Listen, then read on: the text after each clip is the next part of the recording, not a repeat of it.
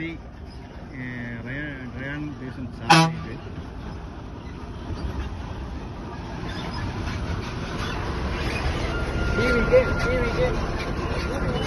வாங்க ஐயா, வணக்கம் ஐயா. அனைவருக்கும் வணக்கம். தமிழக வெற்றி கழகம் வால்பாறை நகர தலைமையின் சார்பாக இங்கே இந்த உபாசிக்கு வருகை புரிந்துள்ளோம். இந்த உபாசி சாலையை குறித்து போன வாரம் நம்ம நகர செயலாளர் ஆண்ட்ரோஸ் அவர்களும் மற்ற நிர்வாகிகளும் வந்து ஒரு வீடியோ போட்டிருப்பீங்க, பார்த்துருப்பீங்க. எல்லாரும் நினைச்சிருப்பீங்க அதோட விட்டுருவாங்கன்னு. கண்டிப்பா இந்த விஷயத்தை இதோட விட மாதிரி இல்லை. நாங்க இந்த மக்களுடைய பல வருட கோரிக்கையான இந்த சாலை வந்துட்டு டேண்டிக்கு சேர்ந்ததா உபாசிக்கு சேர்ந்ததா அப்படின்னு ஒரு தர்க்கத்துல இது நடந்துட்டு இருக்கு. இந்த ரோடு போடாம இப்படியே வச்சிருக்காங்க.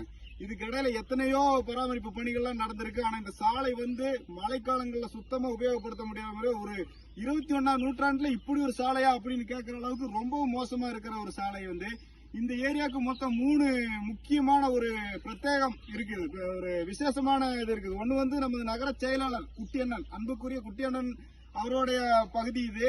அதற்கு அவருடைய மனைவி உமா மகேஸ்வரி அக்கா, அவருக்கு இன்னொரு தனிச்சிறப்பு என்னன்னு கேட்டீங்கன்னா திட்டக்குழு உறுப்பினர். அவங்க இவங்க நகராட்சியில என்னென்ன திட்டங்கள் போட்டாலும் என்ன எதுக்கெல்லாம் ஃபண்ட் ஒதுக்கணுமோ எல்லாத்துலயுமே அந்த குழுவில ஒருத்தவங்க அவங்க.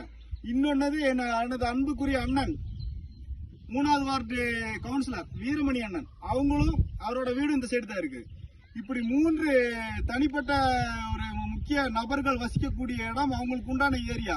இதுல வந்து இந்த டேண்டிக்கு சேர்ந்தது இது உபாசிக்கு சேர்ந்தது அப்படிங்கிற தர்க்கத்துல இந்த ரோடு போடாம இருக்கிறாங்க.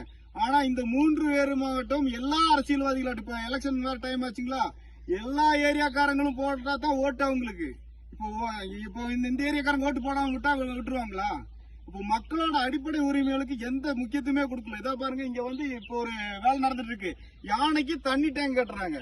மனுஷன் வசிக்கிறதுக்கு ஒரு உந்த இடமா இல்ல இதுல. அந்த இடத்துல யானைக்கு தண்ணி குடிக்கிறதுக்கு பூமி பூஜை போட்டு வேலை செய்யுங்க வேண்டாங்கள. ஆனா மனிதர்களும் குடியிருக்க வேண்டாமா? அதனால தமிழக வெற்றி கழகம் சார்பில் தொடர்ந்து போராட்டங்கள் நடைபெறும். அடுத்த வாரம் இதே இடத்தில் வாழை மரம் நடும் போராட்டமும் நடைபெறும் என்பதை தெரிவித்துக் கொள்கிறோம். இந்த மக்களுக்கு இந்த சாலையை சரி செய்து கொடுக்கும் வரை தமிழக வெற்றி கழகம் தொடர்ந்து போராடும் என்பதை இதன் மூலம் தெரிவித்துக் கொள்கிறோம். நன்றி, வணக்கம்.